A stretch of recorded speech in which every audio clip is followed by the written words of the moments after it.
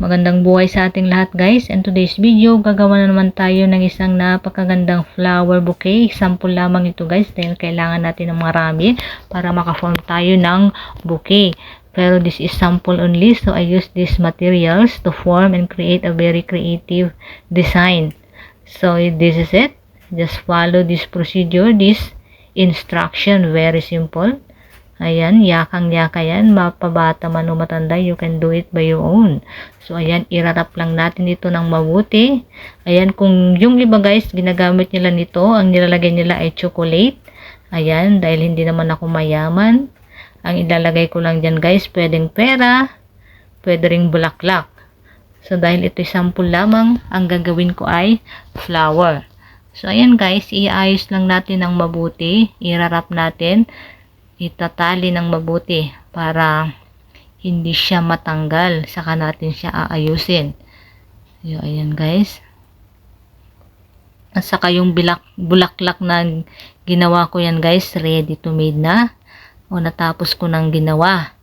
Hindi ko na lang naipakita yung video dahil napaka-easy lang naman yan gawin guys. Kayang-kaya nyo yan gawin.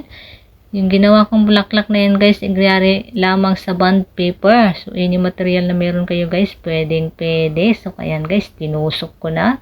May dating butas na yan. Para itutusok na lang natin. So, ayan guys, iba't ibang kulay, pwede rin sa inyo gawin gan guys.